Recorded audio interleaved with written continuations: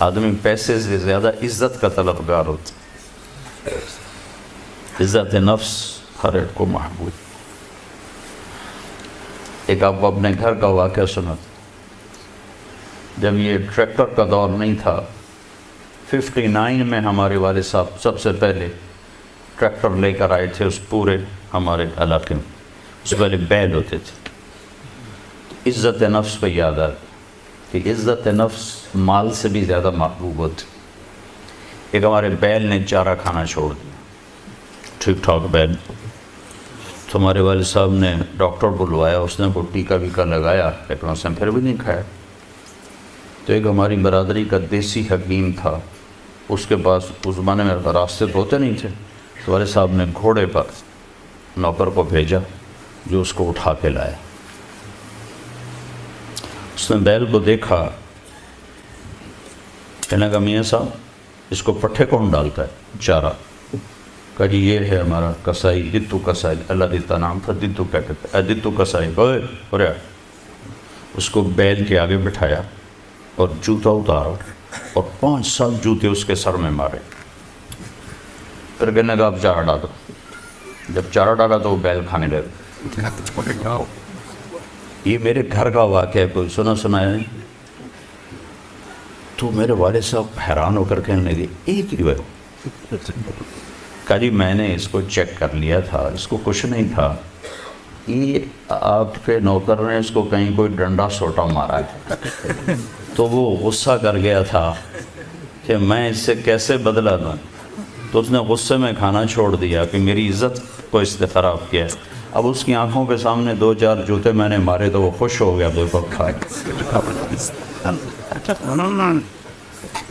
عزت کی طلب کوئی ناجائز نہیں ہے، یہ انسانی ضرورت، مال کی طلب ناجائز نہیں ہے، انسانی ضرورت۔ ہاں اس کے حدود ہیں، اس کے اندر تو ضرورت ہے، اس کے باہر پھر کوئی کہیں تکبر بن جاتا ہے، کہیں ظلم بن جاتا ہے، کہیں زیادتی ہے، حدود کے اندر۔ ایک حدیث سنا دیتا ہوں، کسی مسلمان کو عزت دینا کتنا ضروری ہے۔ میرے نبی نے فرمایا 1 روپیہ سود کھانا 36 دفعہ زنا کرنے کے برابر۔ 1 روپے یعنی 1 پاؤنڈ سود کھانا 36 دفعہ زنا کرنے کے برابر تھا۔ اس کے بعد آپ نے فرمایا اور تمہیں بتاؤں سب سے بڑا سود کیا ہے؟ جب 1 پاؤنڈ کا سود 36 دفعہ زنا کے برابر ہے تو آپ نے فرمایا اب تمہیں بتاؤں سب سے بڑا سود کیا ہے؟ الاستطالۃ فی عرض المسلم، مسلمان کو بعزت کرنا سب سے بڑا سود۔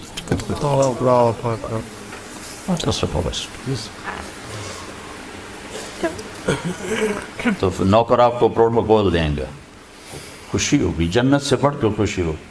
تو نوکر چلے جائیں گے، پھر اللہ کا اشارہ ہوگا، ٹک ٹک ٹک ٹک ٹک ٹک ٹک، دروازے کھلیں گے تو فرشتے آئیں گے، والملائکۃ یدخلون علیہم من کل باب، اب یہ کروڑوں کی تعداد میں آئیں گے، کہیں گے سلام علیکم سلام علیکم سلام علیکم۔ چاروں طرف سے جب سلام ٹھوکیں گے کہیں گے بھائی تم نورانی مخلوق ہمیں سلام کیوں کر رہے ہو؟ کہیں گے بما صبرت، وہ جو آپ نے لندن میں صبر کی زندگی گزاری، یہ اس کے بدلے میں ہمیں اللہ نے کہا جاؤ سلام کر۔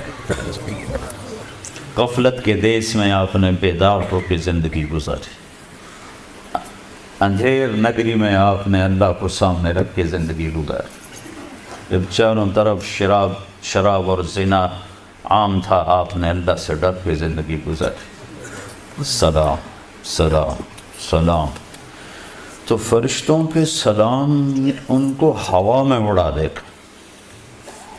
یہ میں پہلے دوبارہ کہہ رہا ہوں کہ عزت نفس، عزت کی طلب بہت بڑی طلب ہوتی، مال سے بھی زیادہ، ڈگریوں سے بھی زیادہ۔ تو فرشتوں کا سلام انہیں ہوا میں اڑا، فرشتے ابھی وہ اس سلام کا مزہ لے رہے ہوں گے کہ فرشتوں نے سلام، اور آئیڈیل ہوں بتا رہا ہوں، آئیڈیل تو ایک دم میرے رب کا عرش ایسے کھلے گا، ایک دم نور بھی نور چھا جائے گا، تو جب ایسے آنکھیں اٹھا کر دیکھیں گے واہ واہ واہ، اللہ سامنے ہوگا اور اللہ کہے گا سلام قول من رب الرحیم، اب تمہارا رب بھی تمہیں سلام پیش کرتا اور پروٹوکول کی آخری حد،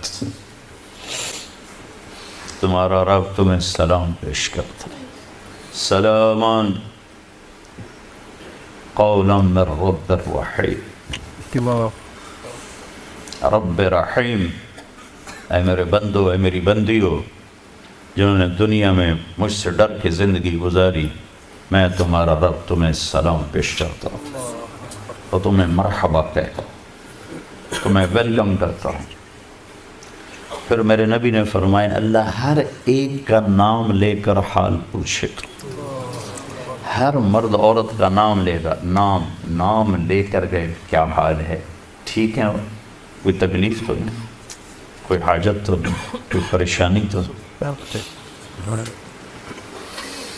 تو جب یہ اللہ کو دیکھیں گے کہیں گے یا اللہ ہم تو تیری عبادت ہی نہ کر سکتے، ہمیں تو پتہ ہی نہیں تھا تو ایسے حسن و جمال والا ہے، کیا یہ ہو سکتا ہے کہ ہم تو یہ ایک سجدہ کریں جیسے لندن میں کرتے تھے؟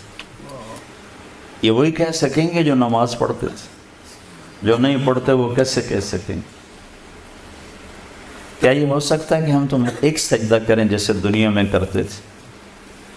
تو اللہ تعالیٰ فرمائیں گے میرے بندو اب پوزیشن بدل چکی ہو، حیثیت بدل چکی، حیثیت، پوزیشن، یا لبو کیسے کہ دنیا میں تم بندے تھے اور میں تمہارا مالک تھا، تم نوکر تھے اور میں مالک تھا، ٹھیک، تم ایمپلائی تھے، تمہاری زبان، تم میرے ملازم تھے اور میں تمہارا مالک تھا، تو تمہارے ذمے میری مان کے چلنا، میری عبادت کرنا، نمازیں پڑھنا، روزے رکھنا تمہارے ذمے تھا۔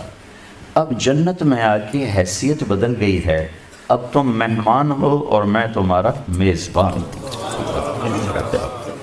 کیا ہوسٹ کہتے ہیں میزبان کو؟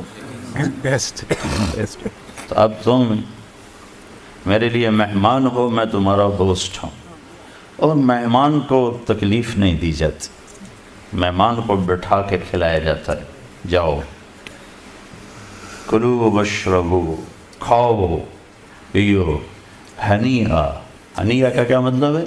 کھاؤ، ہر لقمے کی لذت پہلے سے زیادہ پاؤ، کھاؤ، کھانے کے بعد پخانا کوئی نہیں، پیو، ہر گھونٹ کی لذت پہلے سے زیادہ پاؤ، پیو، پینے کے بعد پیشاب کوئی نہیں، بیماری کوئی نہیں۔ پھر پینے پلانے کی بھی 3 محفلیں قرآن نے بتائیں، کہ یہاں شراب نہ پیو، آپ کے یہاں عام ہے، اس لیے ہر دفعہ میں بتاتا ہوں کہ اللہ کرے آگے والی سوچ دل دماغ پہ چھائی رہے کہ یہاں میرا رب ہر اس چیز سے روکتا ہے جو انسانی وقار کو ختم کرنے والی اور انسانیت پہ داغ، تو یہاں کہتا شراب نہ پیو۔ آگے کیا ہوگا کہ وہاں تمہیں 3 مجلسیں دیکھنے کو ملیں گی، 3، ایک کون سی ہے؟ ان الابرار یشربون من کاس کان مزاجها کافورا، وہاں دیکھو گے نیک بندے بندیاں خود اپنے ہاتھوں سے ڈال کے پی رہے ہوں گے۔ یہ جنت کا سب سے چھوٹا درجہ ہے، کیسے ڈالیں گے پئیں گے، ڈالیں گے پئیں گے۔ ایک درجہ اس سے اوپر ہے VIP، وہاں کیا ہے؟ وَيُسْقَوْنَ فِيهَا كَأْسًا كَانَ مِزَاجُهَا زَنْجَبِيلًا، وہاں ان کو خدام پلا رہے ہوں گے، سرونٹس، نوکر، فرشتے نوکر ڈال کے پیش کریں اور سامنے حاضر کریں، یہ لیج، یہ لیج، یہ لیج، یہ لیج۔ ایک VVIPs ہوگا، سب سے اوپر کا درجہ، وہاں کیا ہوگا؟ وہاں ہوگا وَسَقَاهُمْ رَبُّهُمْ شَرَابًا طَهُورًا، اور وہاں اللہ خود پلا رہا، اللہ خود پلا رہا۔